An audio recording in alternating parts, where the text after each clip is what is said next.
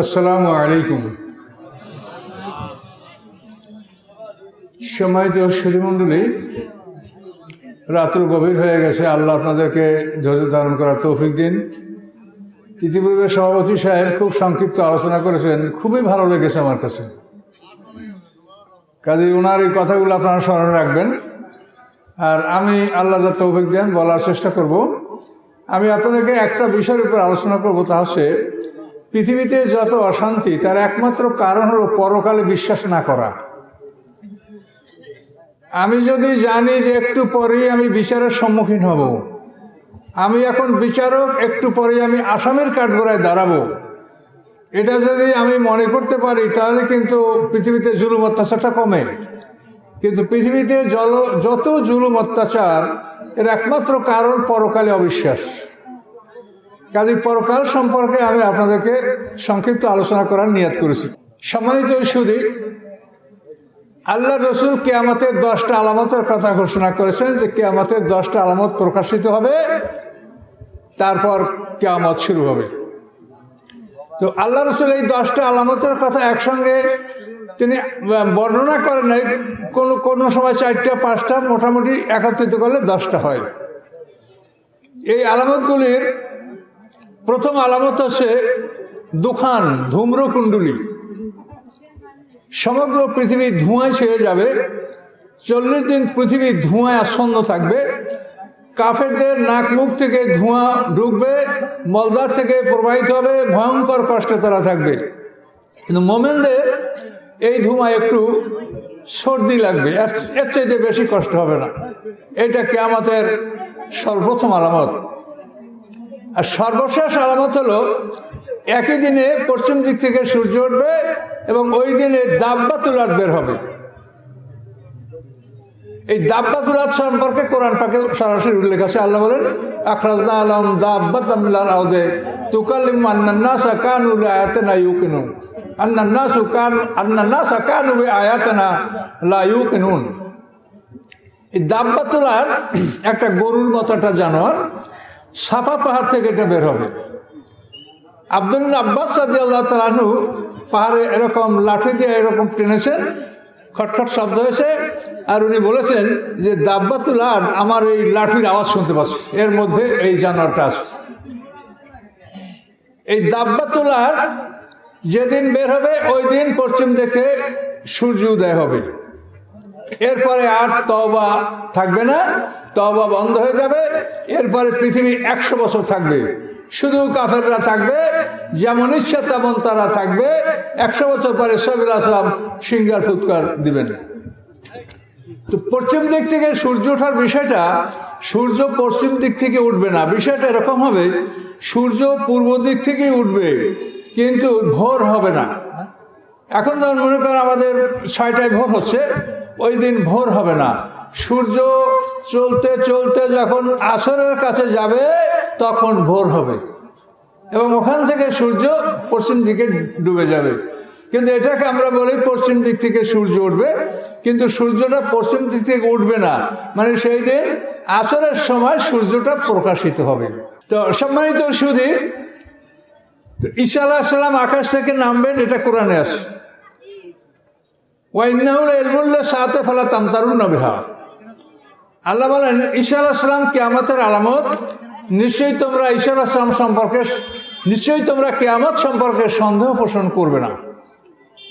কিয়ামতের আগেই বড় বড় আলামতগুলি, যেমন ঈসা আলাইহিস সালাম আসা, তারপর দাব্বাতুল আরদ পশ্চিম থেকে সূর্য ওঠা, তারপরে ইয়াজুজ মাজুজ পৃথিবীতে আসা, তারপরে দাজ্জালের আসা, পৃথিবীতে 3টা ভূমিধস হওয়া, মাস পৃথিবীতে একটা, 2 পৃথিবীর 2 প্রান্তে 2টা বড় রকমের ভূমিধস হবে, তারপর এডেন থেকে একটা আগুন বের হয়ে আসবে। এগুলি গুণে দেখেন 10টা কিয়ামতের আলামত প্রকাশ পাবে।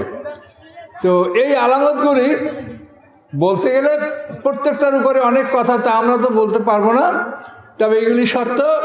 এই ইয়াজুজ মাজুজের ব্যাপারটা, এটা নিয়ে পৃথিবীতে বহু সমালোচনা আছে, অথচ ইয়াজুজ মাজুজের বিষয়টা সরাসরি কোরআনে আছে।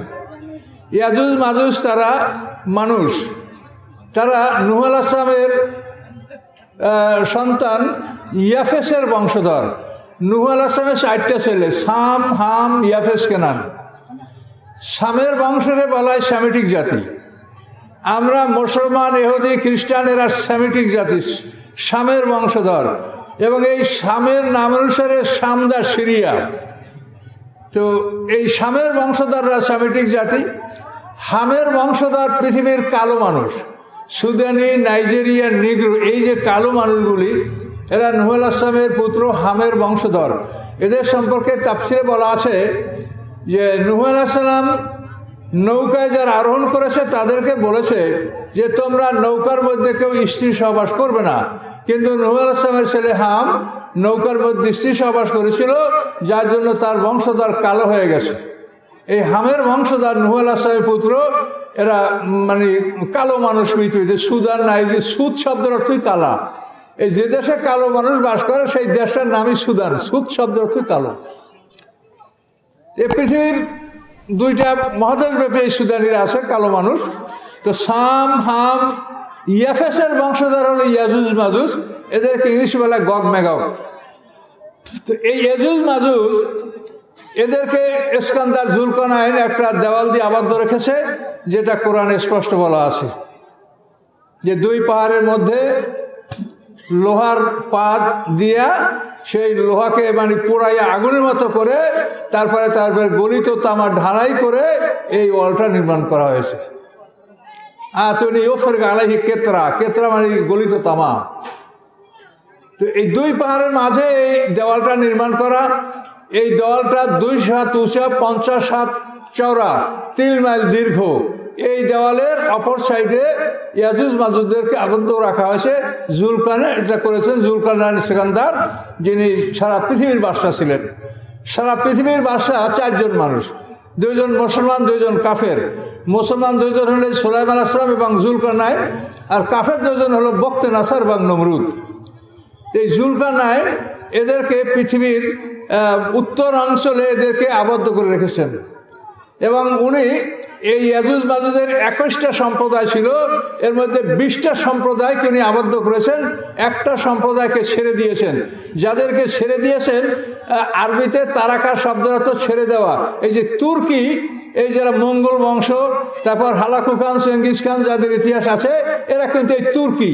অর্থাৎ হালাকু খান যে মানে সম্প্রদায়টাকে ছেড়ে দিয়েছে, তারাকা, এরা তুর্কি। তো এখন এই ইয়াজুজ মাজুজের বিষয়টা, এটা নিয়ে পৃথিবীতে অনেক বই লেখা, অনেক কথাবার্তা। আমার তাফসিরেও আমি অনেক কিছু ইনশাআল্লাহ লিখেছি। তা আমি সংক্ষিপ্ত আকারে তো অনেক কথা আপনাদেরকে বলতে পারবো না, তো কিয়ামতের ব্যাপারে বলবো।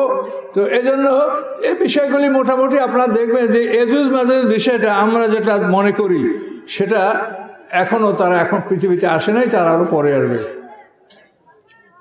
কোরআন পাক আল্লাহ বলেন, ফামাস্তাতাউ আইয়াদ হারুহু আমাস্তাতাউ লাহু নাকবা। এর অর্থ হলো যে তারা ওই দেওয়ালের উপরে আরোহণও করতে পারবে না, ওটা ছিদ্র করতে পারবে না। ফাইজা যা ওয়াদু রব্বি যা লাহু দাক্কা ওয়াকানা ওয়াদু রব্বি হাক্কা। আল্লাহ বলেন, যখন তোমাদের রবের প্রতিশ্রুতি আসবে তখন রব ওটাকে বিচূর্ণ করে দেবেন এবং তোমাদের রবের ওয়াদা সত্য। এটা কোরআনে বলা আছে। কাজেই কোরআন বলেছে ফামাস্তাতাউ আইয়াদ হারুহু, যে ওই দেওয়ালের উপরে তারা উঠতেও পারবে না, আমাস্তাতাউ লাহু নাকবা, এটা ছিদ্র করতে পারবে না। তাহলে এই দেওয়ালটা কেউ ছিদ্র করতে পারে নাই, এটা উপর থেকে উবুর করে কেউ আসতে পারবে না, তারা এই দেওয়ালের বাইরে আসে। কিন্তু আশ্চর্যের বিষয় হলো যে এই মানুষগুলি দেওয়ালের বাইরে কোথায় আসে আমরা কেন দেখতে পাচ্ছি না, পৃথিবীর মানুষ তাদেরকে কেন দেখতে পায় না, এটা হলো আশ্চর্য ব্যাপার। তারা আছে এবং তারা সংখ্যা এত, যেটা কোরআন পাকে আল্লাহ বলেছেন যে ওয়াতারাকনা বাযুম ইয়ামুজু ফি বাযিন, মানে তারা যখন আসবে তখন আল্লাহ বলছেন যে পানির তুফানের ঢেউ যেরকম একটা ঢেউর উপর একটা ঢেউ গড়াইয়া পড়ে, এইভাবে তারা ঝাঁকে ঝাঁকে গড়াইয়া পড়বে। মিনকুল্লি হাদাবে ইয়ানসিলুন, প্রত্যেক উঁচু উঁচু জায়গার থেকে তারা গড়াইয়া পড়বে, এত সংখ্যক তারা, অথচ তাদেরকে আমরা দেখতে পাচ্ছি না। এর নামই হলো গায়বী বিশ্বাস, যে এই কথাগুলি সব কোরআনে বলা আছে। অথচ তামাম পৃথিবীর মানুষ, পৃথিবী তো তাদের আবিষ্কার করা হয়েই গেছে, এবার চাঁদে গেছে, মঙ্গলে জমি কিনছে, কিন্তু ঘরের কোনখানে যে ইয়াজুজ মাজুজ লুকিয়ে আছে এইটা মানুষ দেখতে পাচ্ছে না। সকলে বলুন সুবহানাল্লাহ, এটাই আল্লাহর কুদরত। তো যাই হোক, আমরা কিয়ামত সম্পর্কে আলোচনা করব। কিয়ামতের সর্বশেষ আলামত প্রকাশ হয়ে যাওয়ার পরে কোনো মানুষের তওবা কবুল হবে না। এরপরে মানুষ 100 বছর পৃথিবীতে থাকবে, তারা যেমন ইচ্ছা তেমন জীবনযাপন করবে। 100 বছর পরে ইসরাফিলের সিংহার ফুৎকার শুরু হবে আল্লাহর হুকুমে। সিংহা যখন বেজে উঠবে তখন প্রত্যেকটা মানুষ মনে করবে যে আমার বাড়িতে বাঁশিটা বাজছে, আমার বাঁশিতেই বাঁশিটা বেজে উঠছে, এরকম মনে হবে। সিংহার ফুৎকারটা 40 বছর স্থায়ী থাকবে। 40 বছর পর্যন্ত এক নাগারের সিংহা থেকে এই বাতাস বের হতে থাকবে। ইসরাফিল উনি আল্লাহর প্রধান 4 জন ফেরেশতার মধ্যে একজন ইসরাফিল। আল্লাহ রসুল যখন মেরাজে গেছেন তাকে দেখেছেন যে তিনি সিংহা মুখে নিয়ে দাঁড়িয়ে আছে। আল্লাহ রসুল তাকে সালাম দিয়েছেন। সালাম দেওয়ার পরে ইসরাফিল সালামের জবাব দিচ্ছে না। তখন আল্লাহ রসুল তাকে আবার সালাম দিলেন যে কত বড় লম্বা, আমার সালাম বোধহয় শুনে নাই। দ্বিতীয়বার সালাম দিলেন, তাও জবাব দিচ্ছে না। তৃতীয়বার সালাম দেওয়ার পরে ইসরাফিল জবাব দিল। আর আল্লাহ রসুলের কাছে ক্ষমা প্রার্থনা করলো যে ইয়া রাসূলুল্লাহ, আমাকে ক্ষমা করে দেন, আমি জানি যে আপনি এখানে আসবেন, আপনার জন্য আমি অপেক্ষা করছি, আপনার সালাম পাবো আমি জানি, কিন্তু আমি আল্লাহর হুকুমে এই সিংহা মুখে নিয়ে দাঁড়িয়েছি। কোন দিন? যেই দিন মুহাম্মদ সাল্লাল্লাহু আলাইহি ওয়াসাল্লাম জন্মগ্রহণ করেছে সেই দিন ইসরাফিল সিংহা মুখে নিয়ে দাঁড়িয়েছে যে শেষ পয়গম্বরের জন্ম হয়ে গেছে, এর সময়টা শেষ হয়ে গেলেই কিয়ামত শুরু হবে। তো ইসরাফিল বলেন, ইয়া রাসূলুল্লাহ, আপনার জন্মের সংবাদ শুনেই আমি এই সিংহা মুখে নিয়েছি, আর আল্লাহর কাছে অনুমতি নিয়ে এই সিংহা মুখ থেকে নামিয়ে আপনার সালামের জবাব দিলাম, এই জন্য দেরি হয়ে গেছে, আজ আমাকে মাফ করেন। এই ইসরাফিল সিংহা মুখে নিয়ে দাঁড়িয়ে আছে কেন? আল্লাহ কোরআন পাকে বলেন, আমা আমরু সাতে ইল্লা কালামহিল বাসার আও হুয়া আকরাম। চোখের পলকের মধ্যে আল্লাহ আদেশ দিবেন এবং সিংহা বাজাতে বলবেন, ইসরাফিল বাঁশিতে ফুঁক দিবেন। বাতাসের চাপ, এত প্রবল বেগে বাতাস প্রবাহিত হবে, এই বাতাসের চাপে আকাশ, পৃথিবী, পাহাড়, পর্বত সব গুড়া গুড়া হয়ে যাবে। পানি, মাটি, আগুন, বাতাস, 4টা পদার্থ, পানি, মাটি, আগুন, বাতাস, এই 4টা পদার্থ একত্রিত এভাবে ঘুরপাক খাবে। 40 বছর মধ্যে এভাবে ঘুরপাক খাবে। 40 বছর পরে এটা একটা মাটির স্তরে পরিণত হবে। তো এই সিংহার ফুৎকারে 40 বছরে 2টা কাজ হবে, সেটা আপনাদেরকে বলার চেষ্টা করছি। 1 নম্বর কাজ হলো সলিড প্রাণীগুলিকে চূর্ণ বিচূর্ণ করে তার দেহ থেকে ফরেন বডি বের করা হবে। আমি বুঝিয়ে বলবো, ভয় নাই, বুঝতে পারবেন। সলিড মনে করেন কোনো ওলি আল্লাহর দেহ, কোনো নবী রাসূলের দেহ সলিড, ভাঙ্গে নাই। তো এই দেহগুলি সিংহার ফুৎকারে ভেঙ্গে গুঁড়ো গুঁড়ো হয়ে যাবে, থাকবে না। তার কারণ আমাদের এই যে দেহ, আপনারা যে দেহ নিয়ে বসে আছেন, এইটা পৃথিবীর খাদ্য খাওয়ার কারণে এই দেহটা হয়েছে। তো এই দেহটা হাসরের ময়দানে কারো থাকবে না, সমস্ত প্রাণীর হাসর হবে। আল্লাহ যাদেরকে সৃষ্টি করছেন তারা সবাই হাসরের ময়দানে উঠবে। গরু, ছাগল, ভেড়া, পোকা, মাকড়, সব হাসরের ময়দানে উঠবে। ওঠার পরে সবার বিচার হবে। কিরকম বিচার হবে? বোচা গরুর শিং নাই, শিংওয়ালা গরু ওকে গুঁতো মারত, তো হাসরের ময়দানে আল্লাহ বোচা গরুকে শিং দিয়া দিবে, আর ওই শিংওয়ালা গরুকে বোচা করে আর সামনে হাজির করবে যে তোর এই কটা গুঁতো মারছে, তুই মার। এভাবে প্রতিশোধ নেওয়ার পরে হাসরের ময়দানে সমস্ত প্রাণীগুলিকে, মানুষ ছাড়া সবাইকে বলা হবে, কুনি তুরাবা, তোমরা মাটি হয়ে যাও। তখন আমাদের সামনে তারা মাটি হয়ে যাবে। ওই ইয়াকুলুল কাফিরু ইয়া লাইতানি কুনতু তুরাবা। তখন কাফেররা বলবে, আফসোস, আজকে যদি আমরা মাটি হয়ে যেতে পারতাম। কিন্তু আমরা মাটি হব না, আমাদের সামনে ওরা মাটি হয়ে যাবে। তাহলে বিচার হবে সবাই। কাজে বিচার হইতে হলে সবাইকে উঠতে হবে মাঠে। যে আপনারা তো এই মাহফিল উপলক্ষে গরু জবাই করে খাইছেন, তো একটা গরু যদি 1000 মানুষে খেয়ে থাকেন, তো একটা গরু 1000 মানুষের দেহের মধ্যে ঢুকিয়া আপনার দেহ 100 টাকা বা আধা 100 টাকা ওজন বাড়ছে আপনার গরু। তো এখন আপনার দেহের মধ্যে এইরকম যত গরু আছে, ইসরাফিলের সিংহার ফুৎকারে দেহটাকে ভাঙিয়া এই সব গরু, ছাগল, ভেড়া, হাঁস, মুরগি সব বের করে ফেলাইবে। বাইর করে আপনাকে রাখবে মাতৃগর্ভের থেকে। আপনি যতটুক দুনিয়াতে আসেন, দুনিয়ার কোনো খাদ্য খান নাই, আল্লাহ মানে তার কুদরতে আপনাকে মায়ের পেটে মানে মাতৃগর্ভে মা যখন গর্ভবতী হয় তখন তার মিন্স বন্ধ হয়ে যায়। এই মিন্সের রক্তটা সংরক্ষিত থাকে, এই রক্তটা নাভির মাধ্যমে আমরা খেয়ে খেয়ে হয়েছি সবাই। এটা কেউ মানে মানে ঘৃণা করলে হবে না, এইভাবেই আমরা সবাই জন্মেছি। গর্ভধারণ করার পরে মা গর্ভবতী হওয়ার পরে তার মিন্স বন্ধ হয়ে যায় এবং ওই রক্তটার মাধ্যমেই সন্তানটা হয়।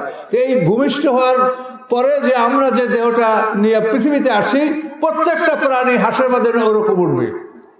এটাকে বলে ফরেন বডি। যেটা আমরা দুনিয়ার খাবার খেয়ে আমাদের দেহ হয়েছে, এটা ফরেন বডি, এটা নষ্ট হয়ে যাবে, এটা বাইর করে ফেলানো হবে।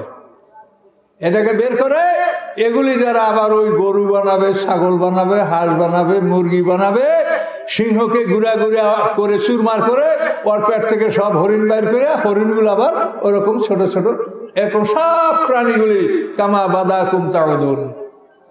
আল্লাহ তাআলা কত ক্ষমতার মালিক! শুধু একটা শব্দ, কামা বাদা কুম তাউদুন, এটুকের মধ্যে যে কথা বলেছেন আপনি ঘন্টার পর ঘন্টা তাফসীর করতে পারবেন। যে যেমন তোমাদেরকে প্রথমবার সৃষ্টি করা হয়েছিল, পুনরায় তোমাদেরকে ওভাবেই সৃষ্টি করা হবে।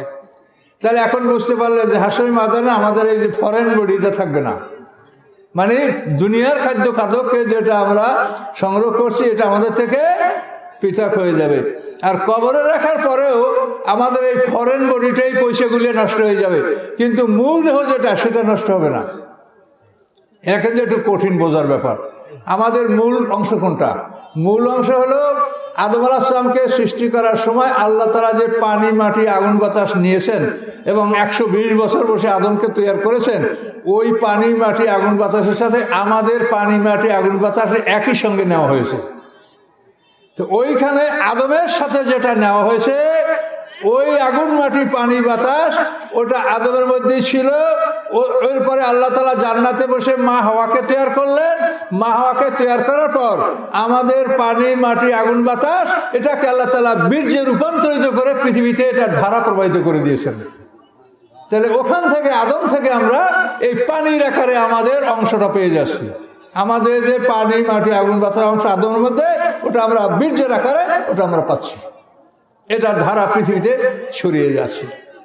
তো এখন যে মৌলিক পদার্থটা আল্লাহ তাআলা আমাদেরকে বানানোর জন্য নিয়েছিলেন আদমের সাথে, ভাই কি করে বুঝে বলবো, এগুলো কি সংক্ষেপে বলা সম্ভব? তবু আপনারা একটু কষ্ট করে বোঝার চেষ্টা করেন। তো এই যে অরিজিনাল যেটা আল্লাহ তাআলা আদমের সাথে আমাদের যে অংশটা নিয়েছেন, এইটা নষ্ট হবে না।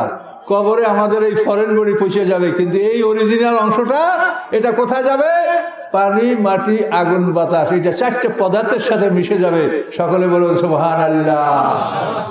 যে পদার্থ এই পৃথিবীতে আমাদের এই দেহ সৃষ্টি করার জন্য যে পানি, মাটি, আগুন, বাতাস এই পদার্থটা নেওয়া হয়েছিল, এটা আমাদের এই ফরেন বডি কবরে পৌঁছে যাবে, আর ওই পদার্থটা পানি, মাটি, আগুন, বাতাস পদার্থের সাথে মিশে থাকবে। এর ফলে ইসরাফিল আসলাম যখন সিংহায় ফুৎকার মারবে, তখন এই পানি, মাটি, আগুন, বাতাস এভাবে ঘুরপাক খাবে, ঘুরপাক খাবে, ঘুরপাক খাবে, ঘুরপাক খেয়ে খেয়ে সমস্ত মানে পদার্থগুলি একত্রিত হবে। যাদের দেহে মানে পাকিস্তানে কবর ছিল, মুক্তিযোদ্ধাদের কবর সেখান থেকে ট্রান্সফার করা হয়েছে, এখন তাদের দেহের সব অংশ কি আসতে পারছে? অনেক সেখানের মাটিতে আছে। ইমাম হোসেন কারবালায় শাহাদাত বরণ করেছে, দেহ দাফন করা হয়েছে কারবালায়, মাথা নিয়ে যাওয়া হয়েছে দামেস্কে। কি এভাবে পৃথিবীর বিভিন্ন জায়গায় কবরস্থান যখন নদীতে ভেঙে যায়, তখন এই মুর্দার এর লাশটা কোথায় কোথায় পৃথিবী চলে যায় দেখেন তো। তো এইভাবে যে মানুষগুলি সারা পৃথিবীতে ছড়িয়ে ছিটিয়ে আসে সিংহার ফুৎকারে, সেগুলি একত্রিত হবে। আর যে মানুষগুলি সলিড আছে সেগুলিকে ভেঙে গুঁড়া করে তাদের দেহ থেকে ফরেন বডি বের করা দেওয়া হবে। এই 2টা কাজ হবে, বুঝতে পারছেন? সিংহার ফুৎকারে প্রথম সিংহার ফুৎকারে এই 2টা কাজ হবে। এই 2টা কাজ হওয়ার পরে যখন 40 বছর সিংহার ফুৎকারটা পার হয়ে যাবে, তখন আমাদের পদার্থটা একত্রিত হয়ে যাবে। মানে আমাদের পদার্থটা সারা পৃথিবীর যেখানেই থাকুক, ওই সিংহার ফুৎকারে ঘুরপাক খেয়ে খেয়ে এটা একত্রিত হয়ে যাবে। এভাবে সকল প্রাণীর পদার্থ দেহটা একত্রিত হয়ে যাবে। একত্র হয়ে যাওয়ার পরে এবার ওই সিঙ্গার ফুৎকার থামবে, আর এই পদার্থটা একটা মাটির স্তরে পরিণত হয়ে যাবে। মাটি, এখন এই যে মাটির স্তরে পরিণত হবে, এই সময় প্রত্যেকটা মানুষ তার নিজের ওই জায়গায় সে পড়বে যেখানের মাটির থেকে তাকে সৃষ্টি করা হয়েছিল। মিনহা খালাকনাকুম ওয়া ফিহা নুঈদুকুম ওয়া মিনহা নুখরিজুকুম তারাতান উখরা। যে মাটির থেকে তোমাদেরকে আমি সৃষ্টি করেছি ওই মাটিতে তোমাকে ঢুকাবো, ওই মাটির থেকে তোমাকে আমি বের করব। এখন আমরা দেখতে পাচ্ছি যে একটা কবরের 100 কবর হয়েছে, হয় নাই, তার বেশিও হয়েছে। আজিমপুর গুরেশ্বরে দেখেন যে কয়েকদিন পর পর কবর উপরে কবর, কবর উপরে কবর। তাহলে তো ওই আয়াতের সাথে মিশে না, এখানে তো সবকে ওই জায়গাতে বানাইছে আল্লাহ। এখন আল্লাহ তাআলা আমাদের সারা পৃথিবীর পৃষ্ঠদেশ থেকে যাকে যেখান থেকে মাটি নিয়ে বানিয়েছে, ইসরাফিলের সিঙ্গার ফুৎকারে যখন আমাদের দেহটা পুনরায় কালেক্ট হবে, পুনরায় একত্রিত হবে, একত্রিত হওয়ার পরে যখন একটা মাটির স্তরে পৃথিবীতে পড়বে, তখন যেখানের মাটির থেকে আমাকে সৃষ্টি করা ছিল ওইখানের মাটিতে আমাকে স্থাপন করা হবে। সকলে জোরে বলুন সুবহানাল্লাহ। তাহলে এইবারে আপনি মিনহা খালাকনাকুম ওয়া ফিহা নুঈদুকুম ওয়া মিনহা নুখরিজুকুম তারাতান উখরা, এবারে আপনি আসল জায়গায় আসতেছেন। এই আসল জায়গায় আপনি পড়ে থাকবেন। এরপরে যখন আপনাকে ডাকা হবে দ্বিতীয় সিঙ্গার ফুৎকার পরে, তখন আল্লাহ বলেন ফাইজাহুম মিনাল আজদাসি ইলা রাব্বিহিম ইয়ানসিলুন, তখন তারা সবাই আপন আপন কবর থেকে রবের দিকে সিঙ্গার ফুৎকারের দিকে তারা সব দৌড় দিয়ে সেখানে লাইন দিবে, ফলিন হবে। সকলে বলেন সুবহানাল্লাহ। এই যে ভয়ঙ্কর অবস্থা পরকালে, যেটা কোরআনের মধ্যে সবই আছে, কিন্তু এটা গবেষণা করে বের করতে হবে। এটা আমি এখন আমার জীবনের কথা বলতে গেলে সময় নষ্ট হবে, আমি তো কিছু বলতে পারছি না। তো মোটামুটি আমার তাফসির লেখা যদি আপনারা মনে করেন রাখবেন, আমার তাফসিরে অনেক কিছু পাবেন। পৃথিবীতে বহু তাফসির আছে, তারপর আমার তো না লেখলেও চলতো, কিন্তু আমি যখন কোরআন গবেষণা করেছি তখন দেখেছি যে না, আমি যদিও সামান্য জ্ঞানের মালিক, তারপরও এটা আমার লেখার প্রয়োজন আছে। আল্লাহ রসুল বলছেন বাল্লিগু আন্নী ওয়ালাউ আয়া, আমার পক্ষে তুমি একটা আয়াত পারলেও প্রচার করো। কাজে আমার জ্ঞান যদি স্বল্প হয়ে থাকে তা দিয়েও আমি যেটুকু পেরেছি সেটুকু ইনশাল্লাহ করেছি। আর পৃথিবীর যেখানেই যাচ্ছে, লন্ডন, আমেরিকার, সারা পৃথিবীতে সবাই আল্লাহ অ্যাপ্রিসিয়েট করছে বা মূল্যায়ন করছে। আপনাদের দোয়া আপনারাও করবেন। তো এই জন্য যা বলা সম্ভব আমি শোনেন, এত গভীর রাতে কখনো আলোচনা করি না। এখন আপনারা আমাকে ডেকে আনছেন, এখন যদি আমি বলি যে আমি উঠবো না, তা সেটাও আপনার মনে কষ্ট পাবেন। কিন্তু আসলে এত রাত্রে কথা বলার আমার তো বয়স হয়ে গেছে, আর এখন এইটা এনার্জিতে আমার এমনি কখনো আমি 9টা থেকে 11টা এর বাইরে কথা আমার বলার অভ্যাস নাই। তারপর আপনারা ধৈর্য ধারণ করে বসে আছেন, কিছু কথা আপনাদেরকে বলার চেষ্টা করছি। তো প্রথম সিঙ্গার ফুৎকারের বিষয়টা এখন বুঝতে পারলেন আপনারা, কি কি কাজগুলো হলো। বিক্ষিপ্ত পদার্থ একত্রিত হলো, আর যারা সলিড ছিল তাদেরকে ভেঙে অন্য জীবজন্তু তৈরি করা হলো।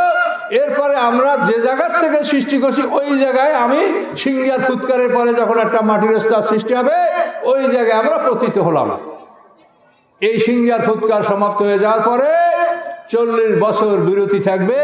এই 40 বছর বিরতির পরে দ্বিতীয় সিঙ্গার ফুৎকার শুরু হবে।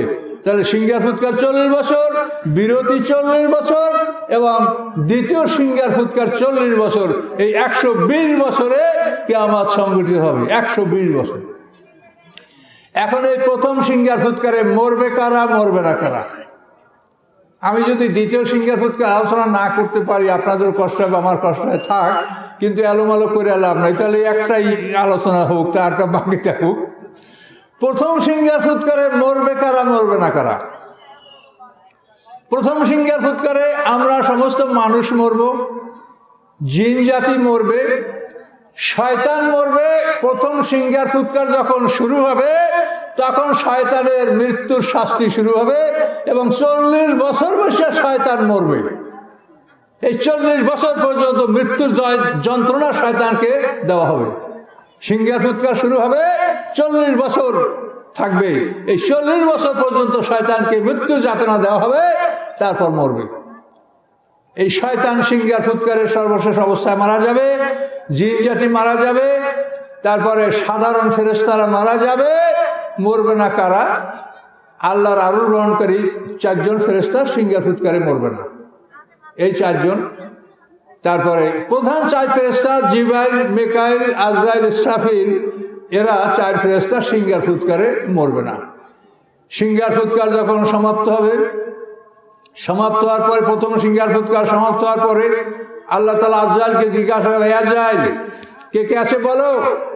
আজরাইল বলবে যে আল্লাহ আপনি ভালো জানেন, আপনার আরশ গ্রহণকারী 4 ফেরেশতা আছে আর আমরা আছি। আল্লাহ বলবেন আমার আরশ গ্রহণকারী ফেরেশতার প্রয়োজন নাই, এই আরশ গ্রহণকারী ফেরেশতা তোমরা মরো। তখন আরশ গ্রহণকারী ফেরেশতারা মরে যাবে। আরশ গ্রহণকারী ফেরেশতারা কত বড়! আল্লাহ রাসূল যখন মেরাজ গেছেন তখন তিনি বলেছেন, ইয়া আল্লাহ আপনার আরশ গ্রহণকারী ফেরেশতাদের একজন ফেরেশতাদের সাথে আমি একটু দেখা করব, কথা বলবো। তা আল্লাহ বলেন যে দেখা করেন। যখন আল্লাহ রসুল আরশ গ্রহণকারী একজন ফেরেশতার সাথে দেখা করেছেন, আল্লাহ রসুল বর্ণনা দিয়েছেন যে তার কানের লতি থেকে কাঁধ পর্যন্ত 700 বছরের রাস্তা। এই কানের লতি থেকে কাঁধ, এই ভয়ঙ্কর ফেরেশতা আল্লাহর আরশ গ্রহণ করে। এবং আল্লাহ তাআলা হাসরের ময়দানে যখন বিচারের জন্য আসবেন, সেদিন আল্লাহর আরশ গ্রহণ করবে 8 জন ফেরেশতা। ওয়াহমিলু আরশা রাব্বিকা ফাওকাহুম ইয়াওমাইযিন সামানিয়া, কোরআন আয়াত, যে সেই দিন 8 জন ফেরেশতা আল্লাহর আরশ গ্রহণ করবে। সেই ফেরেশতাদের সম্পর্কে বলা হয়েছে তার এক একজন ফেরেশতা বর্তমান পৃথিবীর 2টা পৃথিবীর সমান। সেই 8 জন ফেরেশতার জন্য বর্তমান পৃথিবীতে 16টা পৃথিবীর জায়গা লাগবে। এই জন্য আল্লাহ বলেন ইয়ামা তুবাদদালুল আরদু গায়রাল আরদ, আল্লাহ বলেন এই পৃথিবী পাল্টে আমি অন্য পৃথিবী সেদিন আমি সৃষ্টি করব, সেখানে আমি বিচারের মাঠের জন্য তোমাদেরকে একত্রিত করব। এই পৃথিবীতে মানুষও ধরবে না, ফেরেশতাও ধরবে না। সম্মানিত শুধু ফেরেশতাদের এই বিবরণ কেন আসছে? কোরআনে যখন আল্লাহ বলেছেন আলাইয়াতে সাত আশার জাহান্নামের ফেরেশতা 19 জন, তখন আবু জাহেল তার লোকজনকে ডাইকা বলে, এই বেটারা মর, তোরা মর। বলে কেন মরবো, কি হয়েছে? যে শোনো না মোহাম্মদ কি বলছে সাল্লাল্লাহু আলাইহি সাল্লাম, যে মোহাম্মদ বলছে সাল্লাল্লাহু আলাইহি সাল্লাম যে দোজখের ফেরেশতা 19 জন। যে তোরা এতগুলা মানুষ, তো 19 জন ফেরেশতা তোরা কন্ট্রোল করতে পারবি না? আমরা সবাই মিলে 19 জন ফেরেশতা ধরে বাঁধিয়ে ফেলাবো, বাঁধিয়ে ফেলাইয়া তারপর পরকালের মালিক হয়ে যাব আমরা, হইয়া আমরা জান্নাত দখল করব এবং সেখানে আমরা নিজেরা যাব, আর মুহাম্মদ সাল্লাল্লাহু আলাইহি ওয়াসাল্লামের দলকে আমরা সব দোজখে ঢুকাই দেব। সকলে জোরে বলো নাউজুবিল্লাহ। এই কথা কে বলেছে? আবু জাহেল। আবু জাহেল। তো এই আবু জাহেল এই কথা বলার পরে আবুল আসাদ কালদা, যে আরবের সেই সময় সবচেয়ে শক্তিশালী, সে বলে আমি একা 10 জন ফেরেশতা আটকাই রাখতে পারবো, তোরা বাকি 9 জন পারবি না? হ্যাঁ পারবো। কেউ লাভ মারে, কোমরে রুমাল বাঁধে, গামছা বাঁধে, হ্যাঁ আমরা 19 জন ফেরেশতা আমার কি করবে, আমরা বাঁধতে ফেলাম। এই জন্য আল্লাহ তাআলা এই বিবরণটা দিয়েছে ফেরেশতার, যে তোমরা ফেরেশতারা বাঁধবা, ফেরেশতাদেরকে রশি তৈরি করছো। হ্যাঁ, আল্লাহর আরশ গ্রহণকারী ফেরেশতা 8 জন, তার এক একজন ফেরেশতা বর্তমান পৃথিবীর 2টা পৃথিবীর সমান ফেরেশতা বাঁধবে ওরা। কথা বুঝতে পারছেন? তো কোরআনের সব কথা সুন্দর, কোরআনের তাফসীর সুন্দর, সবই ভালো। এই জন্য সময়ের প্রয়োজন এবং আপনারা এটা বিবেচনা করে কাজ করবেন। আপনারা যেহেতু এগুলো করছেন, তো এই জন্য আপনারা একদিনে 2টা বক্তার বেশি রাখবেন না, তাহলে আপনারা কথাটা ভালো শুনতে পারবেন। এই যে আমার আগে সভাপতি সাহেব বলছে, আমার কাছে খুব ভালো লাগছে, ভালো কথা বলেছেন। তো আপনি একদিনে যদি 2টা মানুষ হয়, তাহলে 2টা মানুষ ভালো করে কথা বলতে পারে, আর তা না হলে কেউই ভালো করে কথা বলতে পারে না, আপনারাই বঞ্চিত হবেন। আপনাদের অর্থকরীয় খরচ হবে বেশি, আর আপনারা বঞ্চিত হবেন। এই জন্য একটা দিনে 2টা লোকের বেশি দাওয়াত দিন না। আপনাকে যাকে ভালো লাগে 2টা লোক আপনি দাওয়াত দেন, সুন্দর মতো তারা কথা বলতে পারবে, কথা শুনতে পারবে। বিশেষ করে যারা কোরআনের কথা বলে তাদেরকে আপনারা দাওয়াত দিবেন। তো সম্মানিত শুধু এইভাবে প্রথম সিংহার ফুৎকারে আজরাইল বলবে যে আল্লাহ আপনার আরশ গ্রহণকারী ফেরেশতা আছে, আল্লাহ বলবেন মুতু, মরো। তো ওরা মরে যাবে, আল্লাহর হুকুমে আল্লাহর আরশ কায়েম থাকবে। এরপর আল্লাহ ভাই আজরাইলকে কে আছে বলো? আজরাইল আপনি জানেন, আপনি তো সব জানেন, আমরা 4 জন আছি। আল্লাহ বলবেন তোমাদের প্রয়োজন নাই, এই মিকাইল মরো, এই ইসরাফিল মরো। ইসরাফিল তুমি মরার আগে তোমার সিংহাটা আমার আরশের উপরে রাখো, সিংহাটা আরশের উপরে রেখে তারপর তুমি মরো। মিকাইল মরো। এরপরে আজরাইল মরো। আজরাইলের পরে আসবে সর্বশ্রেষ্ঠ ফেরেশতা জিবরাইল আমিন, মোতায়েন সাম্মা আমিন, সমস্ত ফেরেশতাদের সর্দার। তাকে আল্লাহ বলবেন, ও জিব্রাইল কে আছে? জিবরিল বলবেন, আল্লাহ আমি আছি, আপনি ভালো জানেন। তা আমি থাকবো না, আমি এখনই মরবো। এই বলে জিবরিল আল্লাহর আরশের সামনে সে সেজদায় পড়ে যাবে এবং সেজদা অবস্থায় তার 600 পাখা আশ্রাইয়া ধুক ধুক করে তার প্রাণটা বের হয়ে যাবে। মুরগি জবা করলে যেরকম পাখাগুলো আশ্রায়, ওইভাবে জিবরিল ফেরেশতা 600 পাখা আল্লাহর আরশের সামনে সেজদাবে আশ্রাতে জিবরিল মারা যাবে, পাহাড়ের মতো স্তূপ হয়ে পড়ে থাকবে। এইভাবে যখন সমস্ত ফেরেশতা মারা যাবে, আল্লাহ বলেন কুল্লু মান আলাইহা ফান ওয়া ইয়াবকা ওয়াজহু রাব্বিকা যুল জালালি ওয়াল ইকরাম। কুল্লু মান আলাইহা ফান, এই আকাশ পৃথিবীর মাঝে যারা আছে সবাই ধ্বংস হয়ে যাবে, শুধু আল্লাহর অস্তিত্ব থাকবে এবং একা আল্লাহ থাকবেন। তার মাধ্যমেই আল্লাহ তাআলা তার আরশ কুরসি সিংহাসন সবই ঠিক থাকবে। আল্লাহ একাই সব কিছু করার মালিক, আল্লাহ সেদিনটা প্রমাণ করবেন। তো আল্লাহ ফেরেশতা রেখেছেন, এটা তার শান, এটা তার কুদরত। হ্যাঁ, কিন্তু ফেরেশতা আল্লাহর কোনো কাজে ফেরেশতার সহজে আল্লাহর প্রয়োজন হয় না, আল্লাহ একাই সব কিছু করতে পারে। সম্মানিত শুধু প্রথম সিঙ্গার ফুৎকার পরে এক পশলা বৃষ্টি হবে। এই বৃষ্টির পানিটা হবে এলিক্সার অফ লাইফ, মানে এমন একটা পানি যেই পানির মাধ্যমে ওই যে আমাদের পদার্থের দেহটা একত্রিত হয়েছে, ওখানে শুধু রুহটা ঢুকবে। রুহটা ঢোকার, নফস ঢুকবে না। মানুষের দেহ 3টা নফস, একটা রুহু যেটা আমাদের বের হয়ে যায়। নফসে মুতমাইন্না, নফসে লাওয়ামা, নফসে আম্মারা, রুহ। এই 4টে হলো অদৃশ্য, যেটা বের হয়ে গেলে আমরা মরে যাই, লাশ। তো এই 4টে জিনিসের ঘুমের সময় 3টা বের হয়। নফসে মুতমাইন্না, নফসে লাওয়ামা, নফসে আম্মারা, এই 3টা ঘুমের মধ্যে বের হয়, শুধু রুহটা বের হয় না। আর মরার সময় 4টা বের হবে। আর সিঙ্গার ফুৎকার পরে যে মাটির স্তর পদার্থগুলি একত্রে আমরা থাকবো, এই সিঙ্গার ফুৎকার, প্রথম সিঙ্গার ফুৎকার শেষ হওয়ার পরে এক পশলা বৃষ্টি হবে। সেই বৃষ্টির মাধ্যমে মানুষের মধ্যে এই রুহটা ঢুকবে। রুহ ঢোকার পরে যেমন আমরা ঘুমাই যখন, তা আমাদের মধ্যে কি থাকে বলেন? খালি রুহ থাকে। বলেন কি থাকে? খালি রুহটা থাকে, নফস বের হয়ে যায়। আল্লাহ ইয়াকমিজুল আনফুসাহিনা মাউতে, সব কোরআনে আসে। এখন ভাই কখন এগুলো বলবো? আমরা যখন ঘুমাই তখন আমাদের মধ্যে কি থাকে বলুন? রুহটা থাকে। কাজে ওইখানে আমরা ঘুমাইয়া থাকবো। এই জন্য আল্লাহ তাআলা প্রথম সিঙ্গার ফুৎকারের পরে আমাদের পদার্থ একত্রিত করে ওর মধ্যে খালি রুহটা দিবে, কিন্তু নফস দিবে না। এই রুহটা ঢুকানোর পরে আমরা ঘুমাতে পারবো। এবং দ্বিতীয় সিঙ্গার ফুৎকারে যখন আমরা মাসে উঠবো, তখন কি বলবো? ইয়া ওয়াইলানা মান বাসানা মিন মারকাদিনা। আসলে আসুসরা, আফসোস আমাদেরকে কে আমাদের ঘুম থেকে জাগালো। এই যে ঘুম, এই ঘুমের জন্য আল্লাহ তাআলা আমাদের মধ্যে রুহটা ঢুকাই দিবেন। রুহ না থাকলে মানুষ ঘুমাতে পারে না। সকলে জোরে বলুন সুবহানাল্লাহ। আল্লাহর কোরআনের কুদরতগুলো বুঝতে পারছেন? আমি আর বেশি কথা বলবো না, মানুষ ক্লান্ত হয়ে যাচ্ছে, ওঠাউঠি শুরু হচ্ছে। আমি এখনই কথা শেষ করে দোয়া করবো। এখন মন খারাপ করবে না, করার তো কিছু নাই, রাত্র অনেক হয়ে গেছে। আপনাদের কষ্ট দিয়ে যদি ফজরের নামাজ কাজা হয় কারো, তো সেটা তো আরও বিপদ হবে। তো এই জন্য এই প্রথম সিঙ্গার ফুৎকারটা আপনাদেরকে বললাম। দ্বিতীয় সিঙ্গার ফুৎকারেরই সবচাইতে বেশি গুরুত্বপূর্ণ দ্বিতীয় ফুৎকারের মধ্যে রয়েছে। তো এই প্রথম সিঙ্গার ফুৎকার পরে এক পশলা বৃষ্টি হবে। সেই বৃষ্টির মধ্যে এলিক্সার অফ লাইফ বা আমাদের যে জীবন সঞ্চার হওয়ার মতো যে শক্তিটা, রুহু, এইটা ঢুকবে। রুহু ঢোকার পরে আমরা সবাই ঘুমিয়ে থাকবো। এবং দ্বিতীয় সিঙ্গার ফুৎকারে আমাদের দেহের মধ্যে নফসগুলো ঢুকবে। ওই যে 3টা নফস, এইটা দ্বিতীয় সিঙ্গার ফুৎকারে ঢুকবে। ইসরাফিল আসলামকে আল্লাহ তাআলা বলবেন যে তোমার সিংহটা মানুষের রাখো, তারপর মরো। ইসরাফিল এভাবে মারা যাবে। যখন এরা সব মরে যাবে, 40 বছর যখন সিঙ্গার ফুৎকার বিরতি থাকবে, এই সময়ের মধ্যে আল্লাহ তাআলা এই ফেরেশতাদেরকে আবার নিজে জীবিত করবেন। আরুল বহনকারী ফেরেশতা জীবিত করবেন, প্রধান 4 ফেরেশতা জীবিত করবেন করে ইসরাফিলকে বলবেন, ইসরাফিল তুমি সিংহে আবার মুখে লাও। ইসরাফিল আবার সিংহা মুখে লাবে। আল্লাহ আদেশ করবে যে ফুক মারো, তখন আবার ফুক শুরু হবে। এই ফুৎকারও 40 বছর স্থায়ী থাকবে। এবং এই সময় এই যে 40 বছর বিরতি ছিল, এই সময়ের মধ্যে আল্লাহ তাআলা ইল্লিন সিজিন থেকে সমস্ত নফসগুলি ইসরাফিলের সিংহের মধ্যে আল্লাহ ঢুকিয়ে রাখবেন। আবার বলুন সুবহানাল্লাহ। মরার পরে কিয়ামত পর্যন্ত আমাদের নফস এবং রূহ কোথায় থাকবে? মুমিনগুলি ইল্লিনে, কাফেরগুলি সিজিনে। এখান থেকে আল্লাহ তাআলা এই সবগুলি ইল্লিন সিজিন থেকে নিয়ে ইসরাফিলের সিংহের মধ্যে ঢুকায় রাখবেন। এবং ইসরাফিল যখন সিংহা মুখে নেবে, ওগুলি সিংহের মধ্যে থাকবে।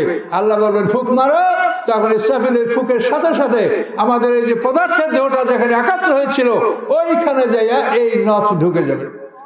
যখন নফস ঢুকে যাবে, তখন মাটির মধ্যেই আমরা জীবিত হয়ে গেলাম।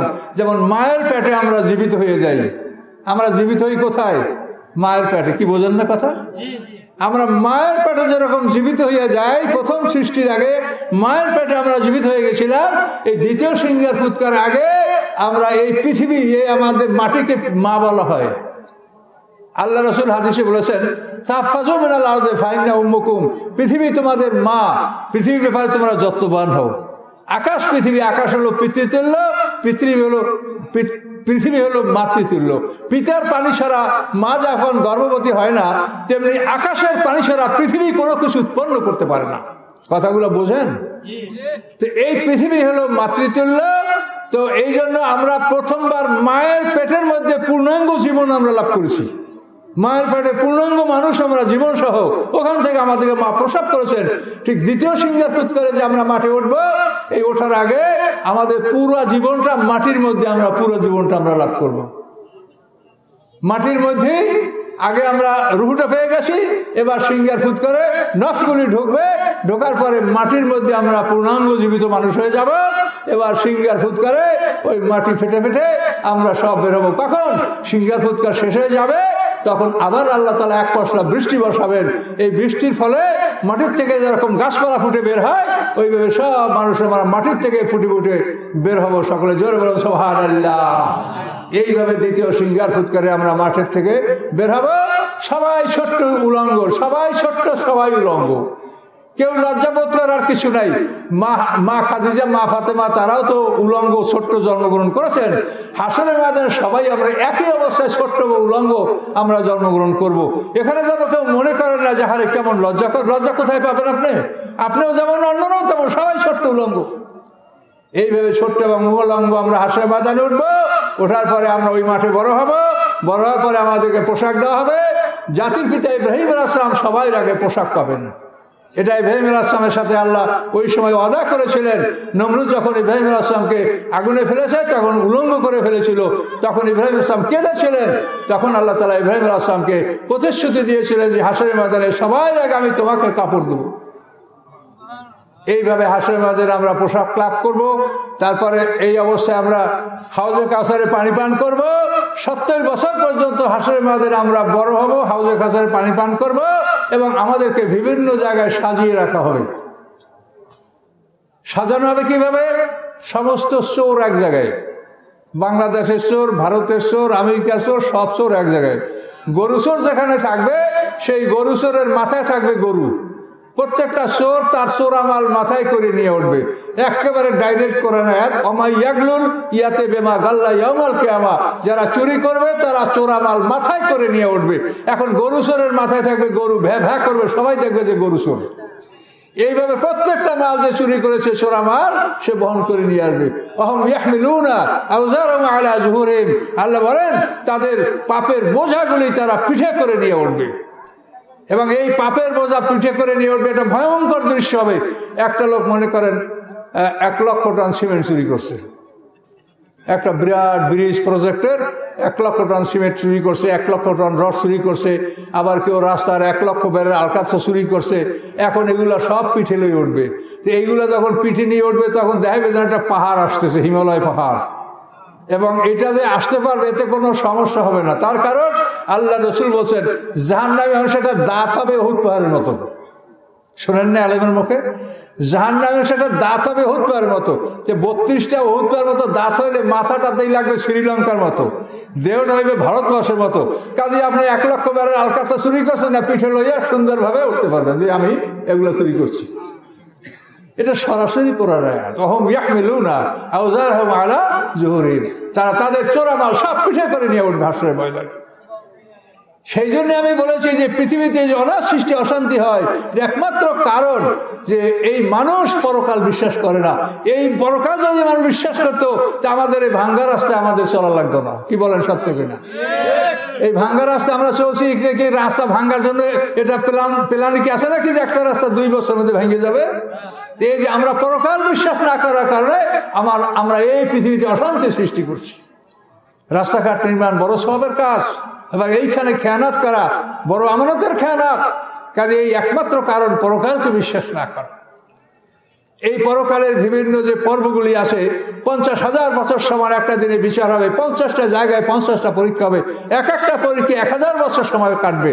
এগুলি বিশাল আলোচনার বিষয় পরকাল। কাজে এইভাবে হাসরের ময়দানে আমরা উঠবো। 70 বছর পর্যন্ত হাসরের ময়দানে সূর্যের আলো থাকবে। 70 বছর পরে আল্লাহ তাআলা হাসরের ময়দানে আল্লাহ তাআলা নিজে বিচারের সিংহাসন নিয়ে হাসরের ময়দানে আরোহণ করবেন, নামবেন। তো আল্লাহ যখন হাসরের ময়দানে বিচারের সিংহাসন নিয়ে নামবেন, তখন সেই দিন আল্লাহর নূরের আলোকে হাসরের ময়দানটা আলোকিত হয়ে যাবে। ও আশরাকাতাল আরদু বিনূরি রাব্বিহা, আল্লাহ কোরআন পাকে বলেন যে আল্লাহ নূরের আলোকে হাসরের ময়দান আলোকিত হবে। তো আল্লাহ যখন ময়দানে বিচারের জন্য নামবেন, তখন আল্লাহ নূরের আলোকে হাসরের ময়দানটা আলোকিত হবে। এর আগে 70 বছর পর্যন্ত সূর্যের আলো হাসরের ময়দানে থাকবে। বলুন সুবহানাল্লাহ। এইভাবে হাউজে কাউসারের পানি আপনারা কিভাবে পান করবেন? প্রত্যেকটা মানুষ যখন হাসরের ময়দানে উঠবে, তার গলায় আমলনামাটা ঝুলতে থাকবে। ওয়াকুল্লা ইনসানিন আলজামনাহু তায়রাহু ফি উনুকিহি ওয়া নুখরিজু লাহু ইয়াওমাল কিয়ামাতি কিতাবান ইয়ালকাহু মানশুরা। প্রত্যেকটা মানুষ আমরা যখন হাসরের ময়দানে উঠবো, সেই মানুষটাকে পুড়ে ফেলানো হোক, কুমিরে খাক, শিয়ালে খাক, যাই করুক না কেন, প্রত্যেকটা মানুষ হাসরের ময়দানে যখন উঠবে, তখন আমলনামাটা তার গলায় ঝুলতে থাকবে। এই আমলনামাটার উপরে হেডলাইন কি লেখা থাকবে? আমরা মুহাম্মদ সাল্লাল্লাহু, আমাদের আমলনামার উপরে থাকবে লা ইলাহা ইল্লাল্লাহু মুহাম্মাদুর রাসূলুল্লাহ। যারা মুসা আলাইহিস সালাম, তার আমলনামার হেডলাইনে লেখা থাকবে লা ইলাহা ইল্লাল্লাহু মুসা কালিমুল্লাহ। এবং এই আমলনামা গলায় ঝুলতে থাকবে। এইটা দেখে হাসরের ময়দানে যে ফেরেশতারা ডিউটি করবে, তারা আমাদেরকে আপন আপন নবীর কাছে, হাউজে কাউসারের কাছে পৌঁছিয়ে দিবে। সকলে বলুন সুবহানাল্লাহ। কি সিস্টেমটা বুঝতে পারছেন? এখন যার আমলনামায় কলেমা লেখা নাই, সে যদি ভুলক করবে হাউজে কাউসারের কাছে যায়, তা লোহার ডান্ডা নিয়ে, আগুনের ডান্ডা নিয়ে ফেরেশতারা পাহারা দিচ্ছে, পিঠে তারাই দেবে যে এই বেয়াদব, তোর এখানে নাম নাই, তুই এখানে কেন আসছিস? হাউজে কাউসারের পানি পান করতে হলে আপনার বাতাকা, আপনার আইডেন্টি কার্ড, এই আইডেন্টি কার্ড গলায় থাকবে এবং উপরে হেডলাইন থাকতে হবে এটা কোন নবীর উম্মত। দেখলেই বোঝা যাবে লা ইলাহা ইল্লাল্লাহ মুসা কালিমুল্লাহ, লা ইলাহা ইল্লাল্লাহ দাউদ খলিফাতুল্লাহ, লা ইলাহা ইল্লাল্লাহ মুহাম্মাদুর রাসূলুল্লাহ। এইভাবে আপনার আমলনামার হেডলাইন দেখে ফেরেশতারা বলে দেবে, এই তোমার নবী এখানে, এই তোমার নবী ওখানে, এই তোমার নবী ওখানে, যাও সেখানে যাবো, পানি পান করো। সকলে বলুন সুবহানাল্লাহ। তাহলে এখন দেখেন, আপনার কলেমা হলো 1 নম্বর। এই কলেমার উপরে নির্ভর করবে প্রত্যেক নবী এবং আসমানি কেতাব। এই নিয়ে হাসরের ময়দানে বিচার হবে। এই হাসরের ময়দানে বিচারের টেবিলে আসমানি কেতাব ছাড়া কোনো কেতাব বিচারের টেবিলে যাবে না। আমরা উম্মতে মুহাম্মাদি, আমাদের বিচারের জন্য কোরআন বিচারের টেবিলে আসবে। মুসা আলাইহিস উম্মতের বিচারের জন্য তাওরাত কিতাব বিচারের টেবিলে যাবে। ঈসা আলাইহিস উম্মতের বিচারের জন্য ইনজিল কিতাব যাবে। দাউদ আলাইহিস উম্মতের বিচারের জন্য জবুর কিতাব টেবিলে আসবে। পৃথিবীর কোনো অন্য কিতাব বিচারের টেবিলে যাবে না। কাজে আপনারা কোরআন পড়েন, এটা আপনার প্রশ্নপত্র, এইটার উপরে আপনার সুয়াল জবাব হবে। কাজে এই জন্য আপনারা কোরআন পড়েন। দেখা যায় বিভিন্ন দলের লোকেরা তাদের নিজেকে দলীয় বই পড়ে, দলীয় বই পড়ে পড়া জীবনটা শেষ করে দেয়, কোরআনের ধারে কাছে আসে না। কি আছে কিনা এরকম মানুষ? অথচ তারা নামাজ পড়ে, কিন্তু কোরআনের ধারে কাছে আসে না। কাজে এই জন্য আপনারা সতর্ক হন। আপনাদের আলেমের কাছে আপনারা জিজ্ঞাসা করেন, আপনারা যাকে বিশ্বাস করেন তাকে জিজ্ঞাসা করেন যে এই কথা সত্য কিনা। যে হাসরের ময়দানে বিচারের টেবিলে আসমানি কেতাব ছাড়া অন্য কেতাব সেখানে যাবে না। কাজে আপনারা আসমানি কেতাব কোরআনকে পড়েন, প্রথম থেকে শেষ পর্যন্ত কোরআন পড়েন, কোরআন শেখেন, সারা জীবন কোরআন নিয়ে বাকি সময়টা জীবনে কাটিয়ে দেন। এভাবে যদি আল্লাহর কাছে আমরা মুক্তি পাই তো অনন্তকালের শান্তি এই পৃথিবীর চাইতে বড় হবে ছোট বেহেশতের পরিবার। ওয়াইজা রাইতা সাম্মা রাইতা নাইমা ওয়া মুলকান কাবীরা, আল্লাহ বলেন ওই জায়গাটা যখন আপনি দেখবেন তখন দেখবেন নাইমা নিয়ামতে ভরপুর, মুলকান কাবীরা বিশাল সাম্রাজ্য আপনার। কাজে এই জান্নাতের আপনি মালিক হবেন। কাজে এটার জন্য আপনাকে শুধু এই কোরআনে কি আসে এই কথাগুলো আপনাকে বুঝতে হবে। আর যদি কোনোখানে কোরআন আপনি না বুঝতে পারেন সেখানে আল্লাহ রসুলের হাদিসের সহযোগী আপনি নেবেন। কিন্তু আগে আপনি কোরআন বোঝার চেষ্টা করবেন, আগেই কোরআন থেকে জিনিসটা আপনি বুঝতে পারেন কিনা। এটা তো হয়তো আপনারা আমার জীবনে একটা কথা একটা মাজলিস শুনছেন, আমার জীবনের যারা 100টা আলোচনা শুনছেন তারা দেখবেন যে আমি ওই 100টা আলোচনা সবই আমি কোরআন থেকে করছি। আর আমার লেখা তাফসীর যদি আপনারা মনে করেন নেবেন পড়বেন দেখবেন যে সম্পূর্ণ কোরআন থেকে কোরআন এটা, এবং কোনো কোনো ক্ষেত্রে খুব অল্প জায়গায় সহযোগিতা লাগতেছে হাদিসের। কাজে এই জন্য হাদিসের সহযোগিতা আপনার লাগবে, কিন্তু হাদিসগুলো কখনো কোরআনের খেলাফ হবে না, এটা মনে রাখতে হবে যে হাদিস হলো কোরআনের ব্যাখ্যা। হাদিস কি? হাদিস হলো ওহী। ওহী হলো দুই প্রকার, এখানে আপনার আলেম ওলামা আছেন না? ওহী হলো দুই প্রকার, ওহী মাতলু আর ওহী গায়ের মাতলু। ওহী মাতলু হচ্ছে কোরআন আর ওহী গায়ের মাতলু হচ্ছে হাদিস। ওহী মাতলু আল্লাহর, ওহী গায়ের মাতলু আল্লাহর। কিন্তু এখন আল্লাহ কোরআনে বলছেন এক কথা, হাদিসে কি আল্লাহ আর এক কথা বলবেন? কোশ্চিন গেলেও কল্পনা করা যায় না। এই জন্য অনেক হাদিস আছে কোরআনের খেলাফ। এই হাদিসগুলো যে কোনো গ্রন্থেই থাকুক না কেন আপনি এটাকে মানতে পারেন না, বা কোনো মৌসুম এটাকে মানতে পারে না। যেহেতু হাদিসও আল্লাহর বাণী, কোরআনও আল্লাহর বাণী, ওহী দুটাই ওহী, মাতলু এবং গায়রে মাতলু। কাজে এই জন্য এই বিষয়গুলি লক্ষ্য করে আপনারা আমল করবেন, চেষ্টা করবেন, জানার চেষ্টা করবেন। ইনশাল্লাহ আল্লাহ তাআলা আপনাদেরকে হেদায়েত দান করবেন। তো হাশরের ময়দানে এইভাবে আল্লাহ তাআলা বিচারের মাঠে কিভাবে আসবেন? বাবার আপনারা সুস্থে বসেন, যদি বসেন 10 মিনিট আরো বলবো, আর না হলে দোয়া করে দেব। সম্মানিত শুধু হাশরের ময়দানে আল্লাহ আসবেন, এটা বলে শেষ করা যাবে না। দ্বিতীয় পর্বটা আমি শেষ করতে পারবো না, আমি ক্ষমা চাই। কিন্তু যতটুকু সম্ভব বলছি যে আল্লাহ রাব্বুল আলামিন 70 বছর পর, অর্থাৎ 50,000 বছরের সমান দিনে বিচার হবে। মিকদারুহু 50 আলফা সানা, সূরা মারিজে দেখেন আয়াতটা আছে। তো এই 50,000 বছরের মধ্যে আল্লাহ বিচার করবেন।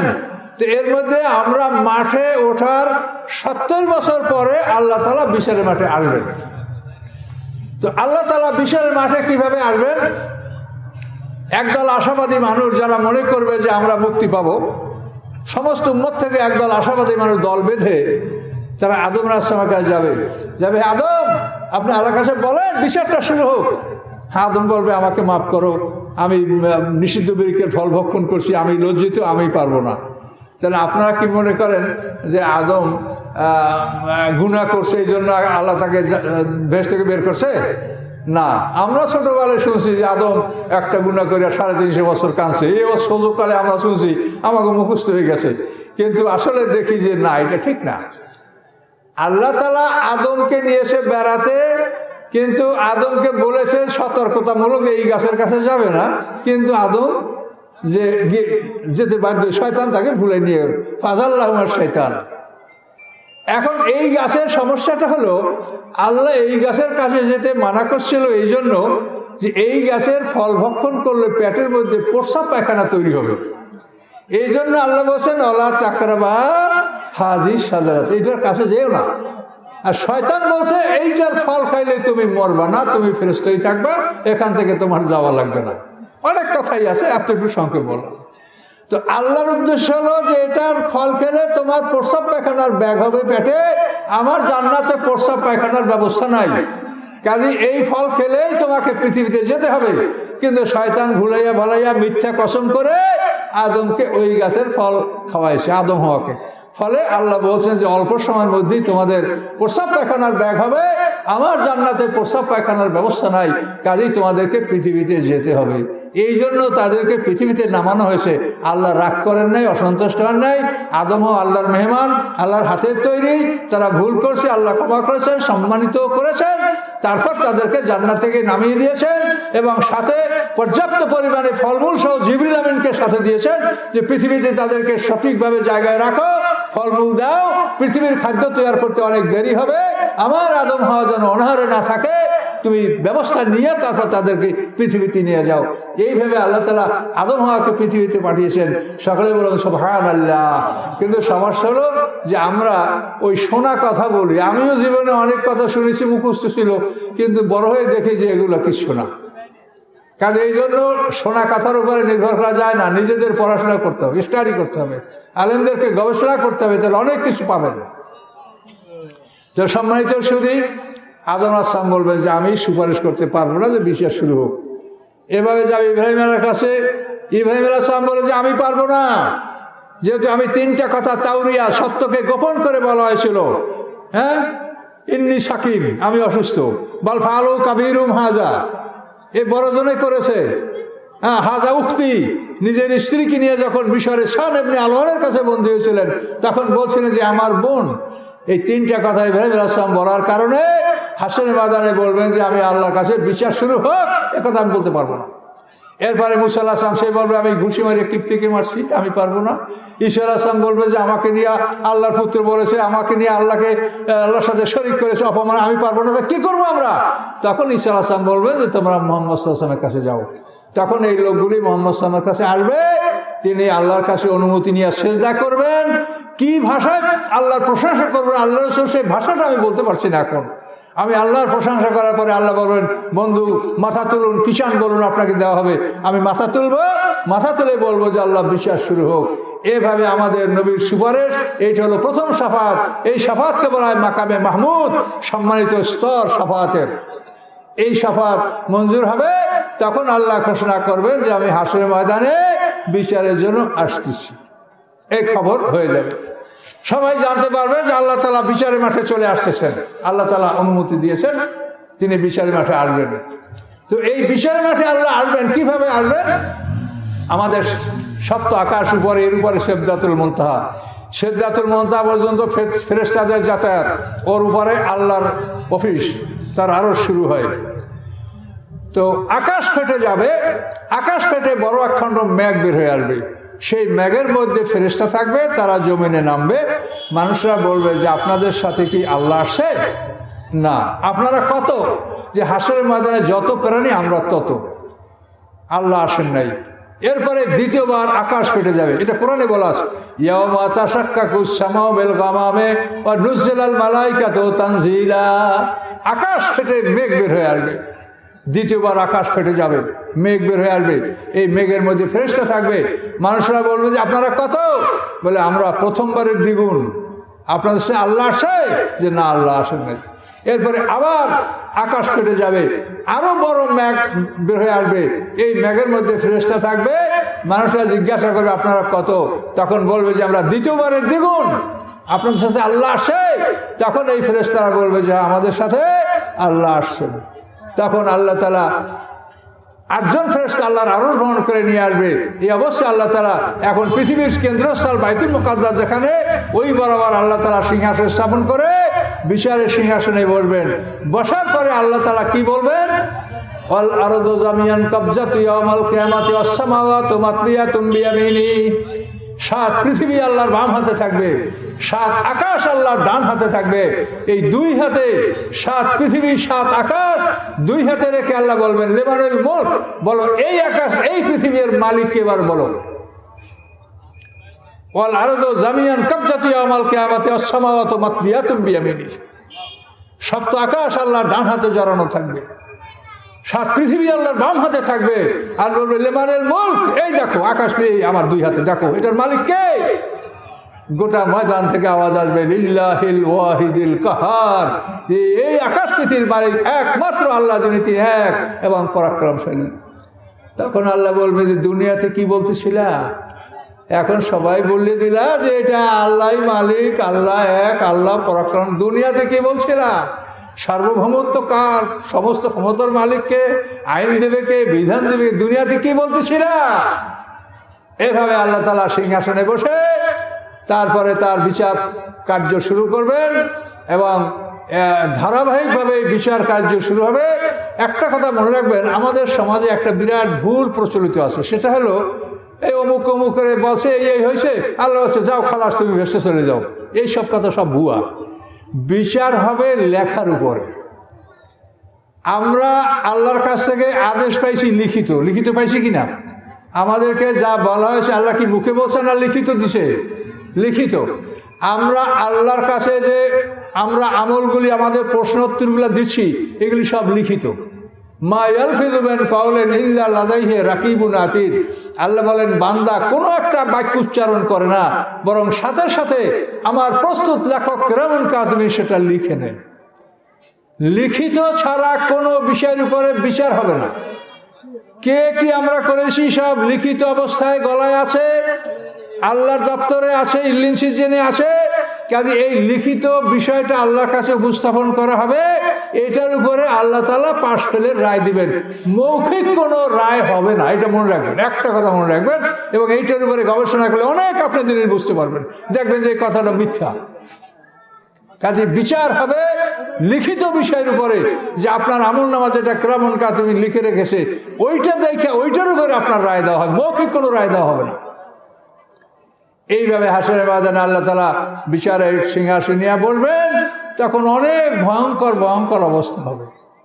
একদল চোখ থাকবে না, এক দলের পা থাকবে উপরে, মাথা থাকবে নিচে।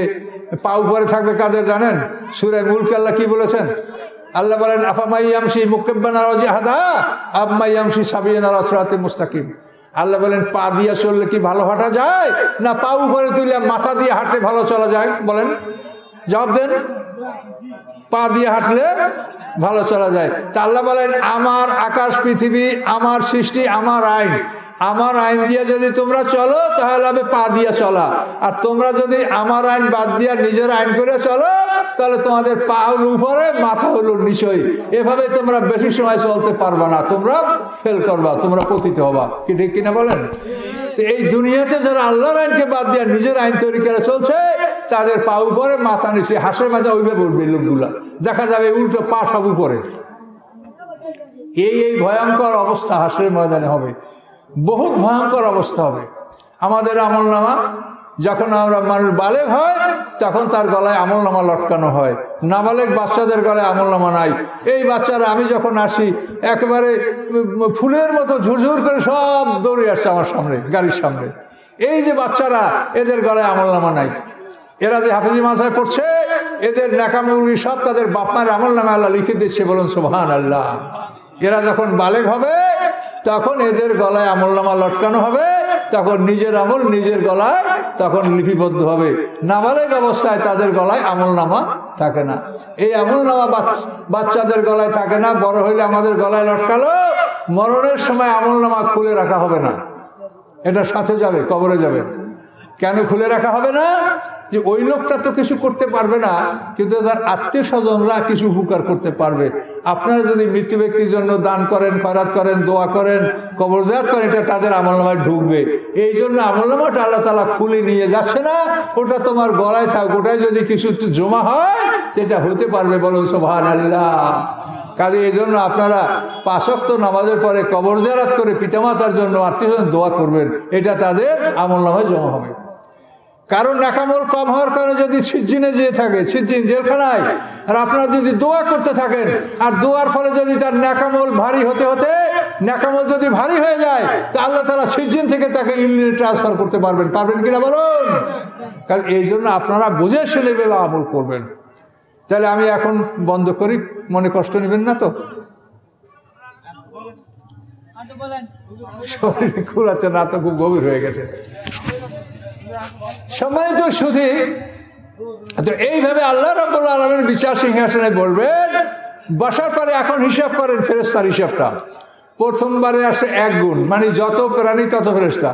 দ্বিতীয়বারে আসলো 2 গুণ, তৃতীয়বারে আসলো 4 গুণ। কি হলো? তো 4 গুণ আর 2 গুণ 6 গুণ, 1 গুণ 7 গুণ। তা হাসরের ময়দানে আমরা যত মানুষ তার 7 গুণ ফেরেশতা। সকলে বলুন সুবহানাল্লাহ। তো একটা মানুষকে 7 জন ফেরেশতায় ঘিরবে। ইয়াকুলুল ইনসানু ইয়াওমাইযিন আইনাল মাফার। সেদিন মানুষরা বলবে কোথায় পালাবো, পালাবোটা কোথায়? মানে আমাদেরকে কয়জন পুলিশে সারা দেশের মানুষগুলো নিয়ন্ত্রণ করে, আর সেখানে হাসরের ময়দানে একটা মানুষকে 7 জন ফেরেশতায় ঘিরে রাখবে। এইভাবে ফেরেশতারা আমাদেরকে ঘিরে ফেলবে। আল্লাহ বিচার সিংহাসনে বসে থাকবেন। এমতো অবস্থায় আমাদের গলার থেকে ওই কেরামুন কাতিবিন যারা দুজনে দুনিয়া আমলনামা লিখছে, ওরা আমাদের গলার থেকে আমলনামাটা খুলবে, খুলে ভাঁজ করে হাতে নিবে, আর খালি মানুষটাকে হাঁকাইয়া মাহা সাহেকুম আর শাহিদ, শাহেক হলো যে তাকে হাঁকা নিয়ে যাবে, আর শাহিদ হলো যার কাছে ডকুমেন্ট সাক্ষী। এভাবে প্রত্যেকটা মানুষকে ওয়াকুল্লুন আতিহি ইয়াউমাল কিয়ামাতে ফারদা, আল্লাহ বলেন তোমরা সবাই কিয়ামতের দিন একা একাই আসবে।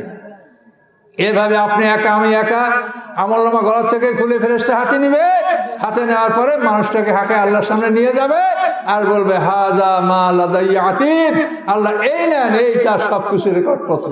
কেরামান কাতিবিন পেশকারের দায়িত্ব পালন করবে। পেশকার যখন মামলার ফাইলটা পেশ করে বিচারকের সামনে, ওই রকম কেরামান কাতিবিন আমাদের গলার থেকে আমলনামা খুলে আল্লাহর সামনে এই বিচারের ফাইল পেশ করবে। ফাইল পেশ করার পরে এটার উপরে আল্লাহ তাআলা বান্দার জেরা করার মানে তাকে সুযোগ দেওয়া হবে। এমনভাবে প্রত্যেকটা মানুষ বাঁচার চেষ্টা করবে যে তার ছেলে মেয়ে স্ত্রী আত্মীয় সব যোজকে যাক আমি বাঁচি, তাও চেষ্টা করবে, কাজ হবে না। প্রত্যেকটা মানুষ আমলনামা পড়তে পারবে। দুনিয়াতে যারা বকলম নিরক্ষর তারা সেদিন সুন্দরভাবে আমলনামা পড়তে পারবে। ইকরা কিতাবাকা কাফা বিনাফসিকাল ইয়াউমা আলাইকা হাসিবা, তুমি তোমার আমলনামা পড়ো, তোমার হিসাবের জন্য তুমি যথেষ্ট, দেখো তুমি জীবনে কি করেছো। ওয়াকালু মা লিহাযাল কিতাবে লা ইউগাদিরু সাগীরাতান ওয়ালা কাবীরাতান ইল্লা হাসাহা, তারা বলবে এই আমলনামার কি হলো, ছোট বড় কিছুই তো বাদ রাখে নাই, সবই তোর মধ্যে আছে। কাজে এইভাবে আমাদের প্রত্যেকটা কর্মর সাথে সাথে কিরামান কাতিরা লিখে রেখেছেন। এভাবে লেখা আছে আমরা হাসরে ময়দানে আল্লাহর সামনে যাব এবং এই বিষয়গুলি নিয়ে জেরা হবে। মানুষের যে দুইটা অংশ, নফস এবং দেহ, দেহ এবং রুহু, এই যে দুই অংশ, এরাও ঝগড়া করবে। রুহু বলবে যে আল্লাহ আমার হাত নাই, পাও নাই, কিচ্ছু নাই, আমি কোনো পাপ করিনি।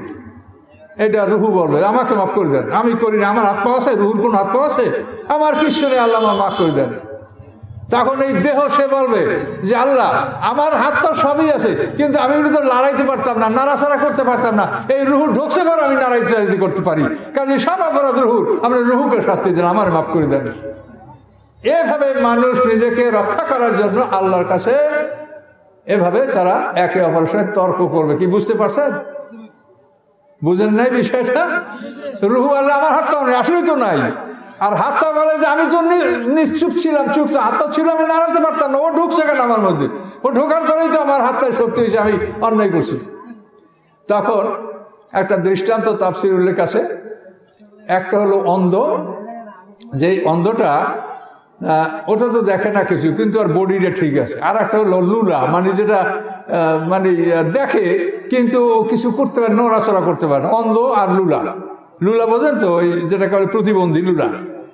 এখন এই দুইজনে চুরি করবে।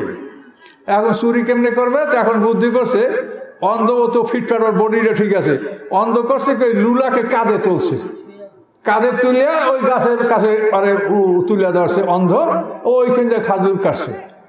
অন্ধ আরে তুলছে আর ও খাজুর কাটছে। তো এখন দুইজনের এর মধ্যে ভালো কে? দুইজন অপরাধী কিনা? তখন তাদেরকে বলো যে তোমরা দুজনই সমান অপরাধ, রুহ নফস উভয় তোমরা অপরাধী, কাজে তোমাদের উভয় দিয়ে কি শাস্তি ভোগ করতে হবে। তো কথাটা এই জন্য যে সবাই বাঁচার জন্য এমন চেষ্টা করবে যে আমাদের দেহের দুইটা অংশ, তাও এক অংশ আর এক অংশের সাথে ঝগড়া করবে যে একজনকে আরেকজন ফাঁসাই দিয়ে আমরা মুক্তি পাই কিনা। কিচ্ছু কাজ হবে না। সেই দিন আল্লাহ তাআলা এভাবে আমাদের আমল নিয়ে জেরা করবেন। যখন আমরা অস্বীকার করব তখন আল্লাহ আমাদের মুখে সিল করে দিবেন। আলিয়ামা নাখতুমু আলা আফওয়াহিহিম, কোরআনে বলা আছে যে আজকে আমি তোমার মুখ সিল করে দেব, মুখ দিয়ে কথা বলতে পারবে না। হ্যাঁ, আলিয়ামা নাখতুমু আলা আফওয়াহিহিম ওয়া তুকাল্লিমুনা আইদিহিম, তোমাদের হাত আমার সাথে কথা বলবে। ওয়া তাশহাদু আরজুলুহুম বিমা কানু ইয়াকসিবুন, এবং তোমাদের পাগুলি সাক্ষী দেবে যা তোমরা কামাই করছিলে। এভাবে মুখ বন্ধ করে দিয়ে হাত পা থেকে সাক্ষী নেবে। তারপর আল্লাহ চামড়ার থেকে সাক্ষী নেবে। অকালু লিজুলুদিহিম লিমা শাহিদতুম আলাইনা, আল্লাহ বলবে চামড়া তুই বল, তখন চামড়ায় সাক্ষী দিবে। এবং আল্লাহ বলেন যে তোমরা একটা কাজ পৃথিবীর কেউ দেখে নাই অন্যায় করেছো, কিন্তু তোমার চামড়ায় দেখে নাই, এমনভাবে কি তুমি অন্যায় করতে পারো? বলেন, ভেবে দেখেন যে আপনার চামড়ায় দেখবে না এমন অন্যায় করতে আপনি পারবেন? এই জন্য চামড়ার থেকে আল্লাহ সেদিন সাক্ষী গ্রহণ করবে, সরাসরি কোরআনের কথা। তখন চামড়া আফসোস করে বলবে, অকালুল জুলুদিম লিমা সাহিত্যম আলাইনা, ওরে চামড়া রে, তোরে আমি কত তেল মালিশ কসমেটিক লোশন দিয়া তোর আমি যত্ন করেছি, যে আমার বিরুদ্ধে সাক্ষী কেন দিচ্ছিস? তখন চামড়া বলবে, আন্তাকা কুল্লাশাই, যে আল্লাহ সমস্ত বস্তুকে বাকশক্তি দান করেছে, সে আল্লাহ আমাকে কথা বলার ক্ষমতা দিয়েছে, কাজে আমি আল্লাহর পক্ষে তোমার বিপক্ষে আমি সাক্ষী দিতে আমি বাধ্য। এইভাবে চামড়া সাক্ষী দেবে, হাত পা সাক্ষী দেবে।